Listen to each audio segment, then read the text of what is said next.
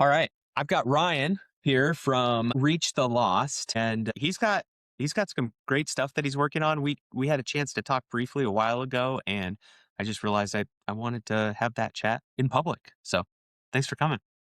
Awesome. Thanks for having me, Corey, and love what you're doing with sermon shots, man. It's legit. Thanks, man. I appreciate that. Yeah, just I guess do you want to just briefly share who you are, what you are in 60 seconds? Yeah, high level. So I'm Ryan Clark. I have the opportunity to serve Reach the Lost. I'm the owner and a partner and CEO at Reach the Lost, and we help churches win searches on Google, AI, everywhere else you can think of. So we really started out of the pandemic and this need of going, man, people are searching for pain. They have real hurts. Like, can I trust the Bible? Is God real? Does my life matter? Like all these questions that they were going to Google with. And so that's how we started was, man, how can the local church get in front of that instead of Psychology Today, Forbes articles, all that. So appreciate you having me on just because I love the local church and want to help them answer the questions that matter more. So Yeah, yeah.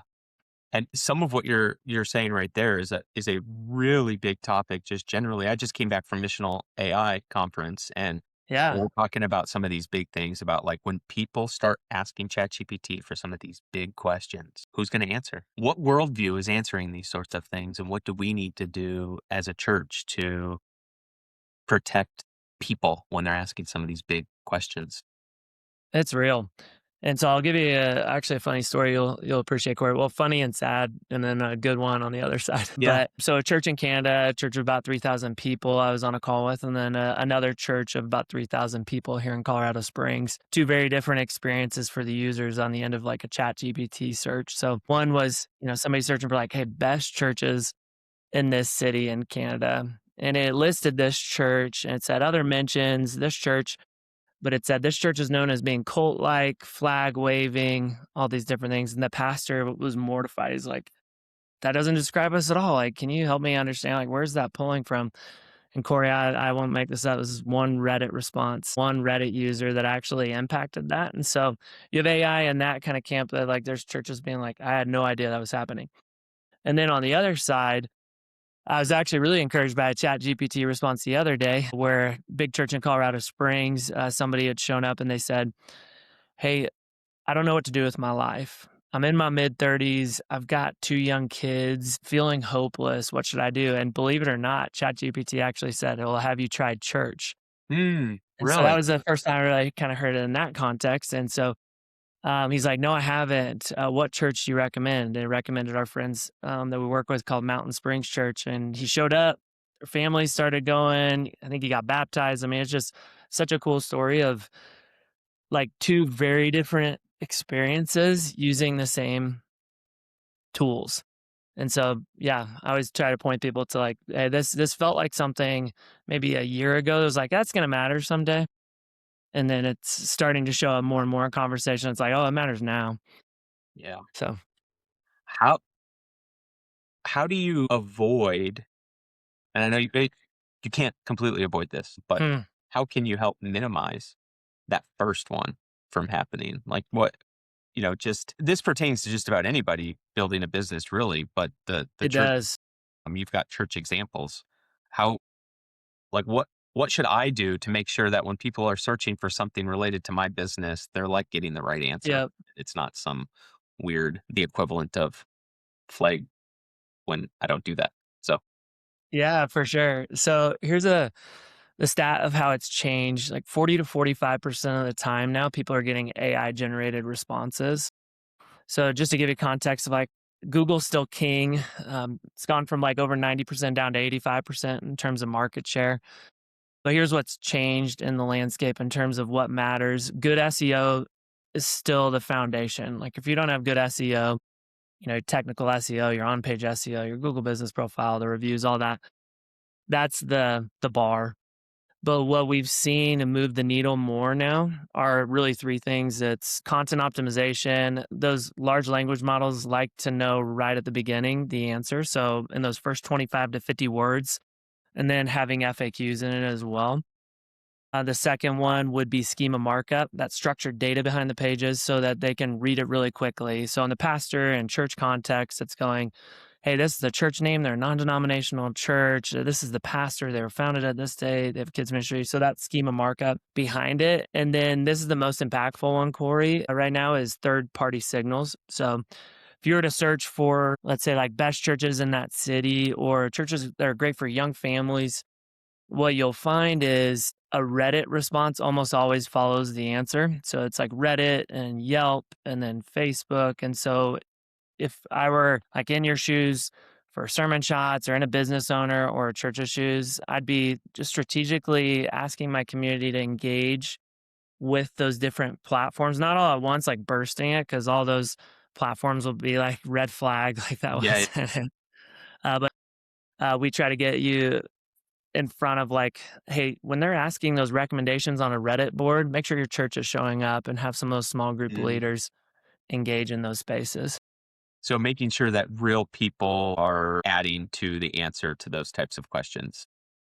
For sure. And people get kind of feel like icky with that sometimes where it's like, are you self-promoting with the church? But we just always say like, man, the hope of Jesus is too good to not get out. And you can ask it in a way that is more, we'd love to know your feedback of your experience here. Feedback versus, can you promote us with a review seems to respond better. I've I know in the maybe about a year ago, it could have been earlier than this too. I started hearing Hmm. people say how Reddit had this huge impact on answer. Hmm. And I think it probably still does, but I've heard so many negative feedback from people about why is Reddit such a big signal in ChatGPT, right? Like Reddit is Yeah. X, Y, and Z. It's a certain type of person that's on Reddit. It's not a good representation of the world. Are you noticing other things? Like, is Google, ChatGPT, these other things starting to look like it's taking other pieces of content or like other sources? Hmm. Is it changing at all, or is it still very much Reddit?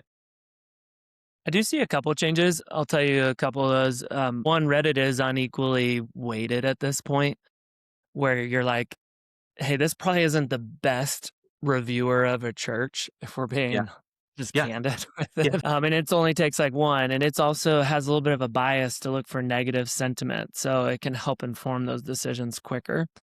So Reddit still does matter. Wikipedia, though, is an interesting one that we're really watching. Most of the time, a local church may not actually have a Wikipedia page unless they're a mega church. And so helping those churches get Wikipedia pages is an important piece for them because that domain authority, that third party signal is so strong that that does impact some of the source there. We also see it with what we call like listicles. So sometimes you'll see a directory listed in those panels on the like a Google AI overview, for example, yeah. where there was some sort of list that had been published on some site that was like, hey, here's great non-denominational churches in that city, or here's how to find one, and it's referencing it. So I do see those sources, but it is funny. I Reddit still feels like it has an Hmm. unequal weight that is informing sentiment. It's a little odd. And Yeah. there's topics on there not great. So I'm curious your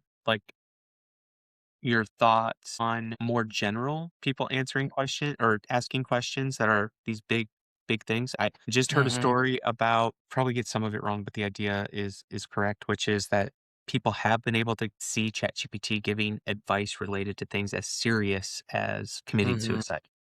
Hmm. I know if it's pulling from Reddit, it's going to be pulling some things that aren't great. Hmm. Yeah. Do you see a place for what the church is doing? What can the church be doing with their sort of reach that can help impact and feed into ChatGPT? I know a lot of what you think of at Reach the Hmm. Lost is a lot about getting people into the church, which I get. I'm Hmm. wondering, is there some overlap in how like you us as a church should be supplying info and stuff that I don't know what all that really is, uh, Yeah. that unweights Reddit. So that ChatGPT, when it's going to answer these questions that are serious, like it utilizes what the church has out there because there's just so much Yeah. availability. Have you thought about that? But I appreciate you raising this. Is actually the thing I dream about the most. Like, if you were to ask me, like, what's the problem I want to solve the most that energizes me? It's that. Mm, Here's what we've used historically in this space is the Google grant. You're probably familiar with that, where it's, and then I'll speak to the AI component of it. But that was actually the heartbeat of why we got started. Our community had been wrecked by teen suicide, and we realized, like, man, there's so many people searching for easy ways to commit suicide mm, or harm or these things. And unfortunately, they were getting the answer they were looking for on mm. Google or these different places. So that was actually why we started. We called it intercepting searches for churches. So how do we get in front of those and point them to Jesus? So the Google grant, obviously you can't go after certain really sensitive keywords like that, but you could intercept a lot of what we call felt needs with it. Has been a powerful tool, still exists, still can be effective, but oftentimes can show up below the AI overview, like if you're on a place like Google and doesn't interact on ChatGPT. Where I think at some point, to answer your question of like, how can we actually get it in the AI responses? Like, how can we get Hope of Jesus in there instead of, and it's going to take, I think at some point, a lot of really, this is my big picture thinking here, a lot of really big churches with large domain authority and websites, almost like linking up together to like have a broader strategy of like, how do we cross our content? We call it like going over, out, and up with like linking to where you could almost have like an ecosystem of these large churches with that type of content that are like similar but different, not looked at as duplicate, to where you could almost like flood the internet with that. That's the only way I can in my mind think of like how do you compete with like a Forbes type of scenario with this. It does prioritize some local answers like when you're on Google. So content is still king and I would encourage churches like, man, answer the hard questions and in like blog posts and using the sermon and transcriptions and things like that. But yeah, Yeah. no, I'm glad you asked the question because that's actually one that I'm like, man, I want that solved. Yeah. Intercept searches for churches. That is a Yeah. really great line Nice. and very much encompasses exactly what I was thinking. It and Yeah. I I've heard churches that don't wanna put like, they're not concerned about putting all their content online, and I get Hmm. the feeling is like, but who's gonna read it? Some people may not. You're a smaller church, potentially, but Hmm. I used to think I'll start with what I used to think. I would used to kinda say, like, "Yeah, but it's not that hard to take what you've done and put it online, and there might be a Hmm. couple people that actually want it, wanna hear exactly the way." Like, Google's getting really Hmm. good at getting people to the right spot, and so there might be some people out there that do wanna Hmm. do want to hear what you're saying in the way that you say it. Hmm. Just listening to you now, though, an important person, I'm not saying this is a person, I'm equating it, AI. AI is ingesting everything that's going online, Hmm. right? And if it's Yeah. maybe these big questions, these big topics, if the church is just overflooding the internet with answers to these questions, Hmm. we're sort of getting our way into ChatGPT in a Yeah. way. Is that Hmm. make sense? Is that like Yeah. yeah? No, you're right on there. So I'd say we write for Google just as much as we write for the person, or you could interchange that with like ChatGPT or Perplexity or any of these things Yeah. because what they're showing is so important. So you can see that, and even with reviews, it's like we're use buzzwords like amazing and awesome about your church because Google likes that. Like they Mm, like that sentiment. This church is incredible. So to answer your question a little more directly too, like we say like flood it with good. For example, if you get I'll use reviews again as a context. You get a negative review. It's like, hey, don't focus on that. Let's go get 5 more great reviews of mm, people engaging. But similar to the concept with AI, it's like, man, let's go flood it with more content to where the signals are just going, man, I think that's the answer. Like yeah. it's Yes. like Yeah. is God real or can't like that's what yeah, my hope for this coming season of churches. So we do get asked that question like, does content still matter? And we say, I think it actually matters more than ever. Mm, It's just one more piece. It's going to get continually easier than ever with a lot of the AI tools. Obviously, you have to like figure out what your boundary is with like what writing and what's from the pastor and the voice and all of that. Each church kind of has to navigate that. But I think there's so many tools now that can speed up that content creation process. Yeah. that's awesome. Yeah, I with a few minutes here, is there anything else related to AI, Google search that people should be thinking about, upcoming things that maybe people aren't thinking about right now? Yeah. Yeah. I'll tell you a couple things I'm thinking about. One is how AI is allowing us as an agency to build internal tools so much faster than, something that would have taken like 6 months to a year to build and significant resources and dev. It's like, man, we were able to build this really cool tool for a church, Yeah. like in a month. And Yeah. so an example of that is we just built this like heat map tool that you can actually put in congregation data, and then you can put in drive time and overlays of demographic data and all this information that is pretty mind blowing for a church to go, oh wow, let's double down on this area because this is where our people are Yeah. coming from, or we have a heartbeat. Like we just didn't even have visibility to things we did before, and those were tools that you could buy historically, but now it's normal businesses and agencies can start creating really, really powerful tools and to level up Mm, what you do. So whether it's like in our world, it's search. And so you can be running scripts to just consistently, or like AI agents to be like cleaning keywords and just optimizing those ads so much more powerfully than a human could, on like a weekly basis. And so that's the stuff that I think gets me really geeked of like how the church can probably even build internal tools for itself, how businesses can be building internal tools using AI. We just did like a plan a visit widget the other day using AI for tools for a church. And that's the stuff that has an exponential impact for a church to get in front of more people. yeah. Yeah, that I've been playing around with what the, like, Claude Code can do now, Oh my a little bit. gosh. I put it to the side for a little bit because about 6 months Yes. ago, it wasn't quite where I wanted it to be enough to be, and so about a month ago, picked it up again, and my it has in just 6 months, what it can do now, I can clearly see that you can easily put internal tools now Yeah. That's what inside. we use as like our orchestrator is Claude is what we call it. But Okay. it's made my dev guys the most powerful people on the team. I mean, they are just cranking out stuff that left and right. It's like, oh, we've always dreamed of this for the church and now we can do it. Yeah. So it Yeah. doesn't take away like the human component. I think it enhances it when it's used the right way. Yeah, and I think what it will do, what I'm seeing is it's gonna turn more and more roles into I don't wanna say developer because you know, they may not be complete that's not exactly what it is. Hmm.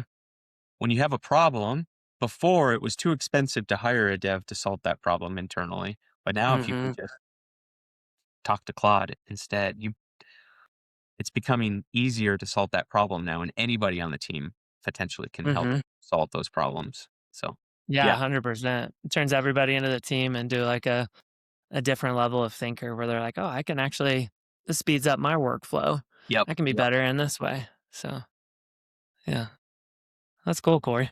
Well, hey, this is awesome. Thanks for being willing to jump on a call and You bet. just record our chat. It's been good. That's been fun, man.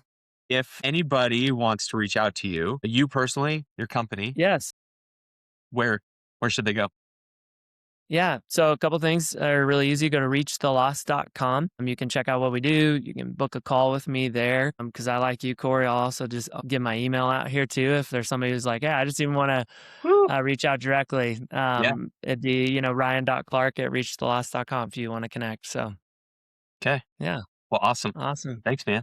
Appreciate it. Yeah. Thanks for the time. Good to see you. See ya.